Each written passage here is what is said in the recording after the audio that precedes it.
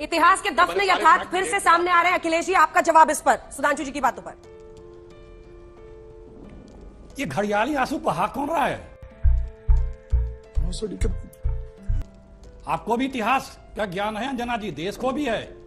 जब सुभाष चंद्र बोस की सेना में सुभाष चंद्र बोस और कांग्रेस के लोग उनकी सेना में भर्ती करा रहे थे, तो आरएसएस और जनसंघ और इनके जो पहले अध्यक्ष थे श्यामा प्रसाद मुखर्जी, ये लोग अंग्रेजों की सेना में भर्तियां करा रहे थे, और रिकॉर्ड हैं, और सुभाष चंद्र बोस की सेना में भर्ती से रोक रहे थे। चले। हाय फ्रेंड्स, स्वागत है आपका रैंडम न्यूज दुनिया चैनल पर। आज हम देखेंगे कि सुभाष चंद्र बोस की स्टैचू उद्घाटन से कांग्रेसियों को मिर्ची लग गई है। अब बोलने लगे सुभाष चंद्र बोस की मदद कांग्रेस कैसे की आज़ादी दिलवाने में। इतने साल से इनको याद नहीं आया, अब ये बोल रहे हैं सुभाष चंद्र बोस तो कांग्रेसियों के गुरु थे। तो चलिए ये वीडियो देखते हैं, और चैनल को सब्सक्राइब नहीं किया है तो कर लीजिएगा। देखिए, सबसे पहली बात मैं कहना चाहूंगा, अभी सुभाष चंद्र बोस जी की पुत्री अनीता बोस जी ने जो एक बात बोली, शायद अंजना जी ने आपने उसको ध्यान दिया हो। उन्होंने कहा बहुत बड़ा कारण था नेवल अपराइजिंग। भारत की आजादी में सबसे बड़ा कारण, जिस घटना का उन्होंने एक वाक्य में उल्लेख किया, मैं बता देना चाहता हूं। 18 फरवरी 1946 को भारत की नौसेना में भारी विद्रोह हुआ था, और 2 दिन के अंदर बंबई, कलकत्ता, मद्रास और कराची में 20,000 नौसैनिक अपनी गवर्नमेंट यानी उस जमाने की ब्रिटिश गवर्नमेंट को डिफाई करके आ गए थे।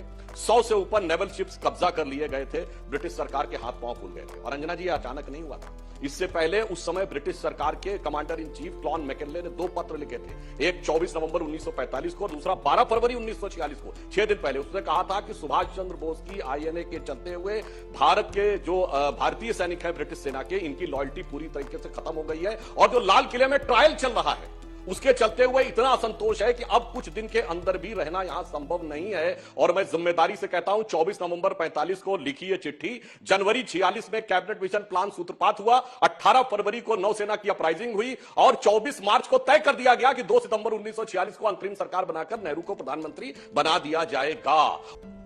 मैं बात पूरी कर लूं, एक तरफा बिल्कुल क्लियर हुई। ये क्लेमेंट एटली का वक्तव्य है, बकौल पीवी चक्रवर्ती और the chief justice of Calcutta high court and acting governor of West Bengal at the time. वो कहते हैं, उनसे पूछा कि आपने क्यों छोड़ दिया, तो उन्होंने कहा सुभाष चंद्र बोस की आईएनए के चलते हुए ब्रिटिश सेना की ब्रिटिश क्राउन के प्रति लॉयल्टी खत्म हो गई थी, इसलिए हमें विश्वास नहीं रह गया था। और उस समय भारत की सेना में 25 लाख सिपाही थे और केवल 40,000 अंग्रेज थे। अब मैं यहां पर मैं कोई किसी के प्रति असम्मान नहीं व्यक्त करना चाहता, परंतु उस किताब में लिखा है कि जब पीवी चक्रवर्ती ने उनसे पूछा कि महात्मा गांधी का कितना योगदान मानते हैं, तो वैसे उन्होंने बोला था, क्लेमेंट एटली ने, मिनिमल। और उन्होंने सारा श्रेय सुभाष चंद्र बोस जी को दिया था। अखिलेश प्रताप जी चाहे जो भी बोल लें, ये मैं नहीं बोल रहा हूं, ये कोई भारतीय नहीं बोल रहा है, भारत की आजादी के दस्तावेज पे साइन करने वाला ब्रिटेन के प्रधानमंत्री ने बोला है, संघी भाजपा तो कोई नहीं बोल रहा है। इसलिए इतिहास के बहुत से ऐसे यथार्थ हैं जो दफन करके रखे गए थे। अब समय के साथ धीरे धीरे वो सारी चीजें सामने, इतिहास के दफन यथार्थ फिर से सामने आ रहे हैं। अखिलेश जी, आपका जवाब इस पर, सुधांशु जी की बातों पर। ये घड़ियाली आंसू बहा कौन रहा है? आपको भी इतिहास का ज्ञान है अंजना जी, देश को भी है। जब सुभाष चंद्र बोस की सेना में सुभाष चंद्र बोस और कांग्रेस के लोग उनकी सेना में भर्ती करा रहे थे, तो आरएसएस और जनसंघ और इनके जो पहले अध्यक्ष थे श्यामा प्रसाद मुखर्जी, ये लोग अंग्रेजों की सेना में भर्तियां करा रहे थे, और रिकॉर्ड हैं, और सुभाष चंद्र बोस की सेना में भर्ती से रोक रहे थे। इतिहास ये है, और आज यहां घड़ियाली आंसू बहा रहे हैं।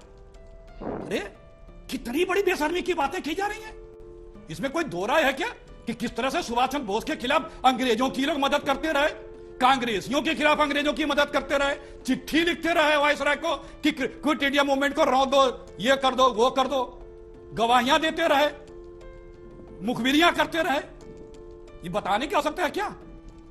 ये देखिए अंजना जी, कर्तव्य पथ तो सरकार मिली थी देश बदलने को, वादा किए थे हम देश बदल देंगे, बदल रहे हैं सड़कों के नाम।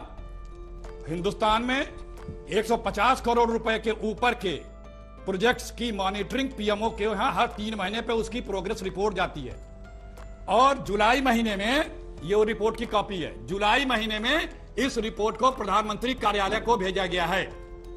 इसमें 150 करोड़ रुपए के ऊपर के 1505 प्रोजेक्ट हैं, जिसमें से 661 प्रोजेक्ट डिले हैं। 95% बजट की कमी से और उसकी प्रोजेक्ट कास्ट बढ़ गई है 4,70,744.56 करोड़ रुपए। ये मैं नहीं कह रहा हूं, ये प्रोजेक्ट की रिपोर्ट कर रही है, इसी जुलाई महीने 22 की है ये, जो पीएमओ को सीधे भेजता है स्टैटिक डिपार्टमेंट। लेकिन विस्टा बनेगा क्योंकि उसमें हमारे प्रधानमंत्री जी का इंटरेस्ट है। 289 प्रोजेक्ट ऐसे हैं जो 2 से 5 साल डीले हैं और 124 प्रोजेक्ट ऐसे हैं जो 5 साल से ऊपर डीले हैं। इस पे काम नहीं होगा, इस पे कोई बात नहीं होगी। लेकिन विस्टा, और वो भी क्या, हमारे प्रधानमंत्री जब से आए हैं तब से किस्तों में उद्घाटन करते हैं। अरे भाई, प्रधानमंत्री किसी प्रोजेक्ट को पूरा बन जाने के बाद राष्ट्र को समर्पित करता है। और कोई भी प्रोजेक्ट हो, अगर मंदिर हो जहां शंकराचार्यों का आना हो तो वहां प्रधानमंत्री जी करेंगे। अगर संसद है जिसका हेड कॉन्स्टिट्यूशन हेड राष्ट्रपति है, वहां भी प्रधानमंत्री जी करेंगे। सब कुछ स्वयं ही है, स्वयं करेंगे। लेकिन भाई, जो प्रोजेक्ट देश के लिए हितकारी है उसको आप सुनते नहीं है। हाँ। उस पर काम करेंगे नहीं, कौन उस से पर पैसे प्रोजेक्ट की को, व्यवस्था ठीक है करेंगे अखिलेश जी, नहीं। अखिलेश जी, एक कौन से प्रोजेक्ट को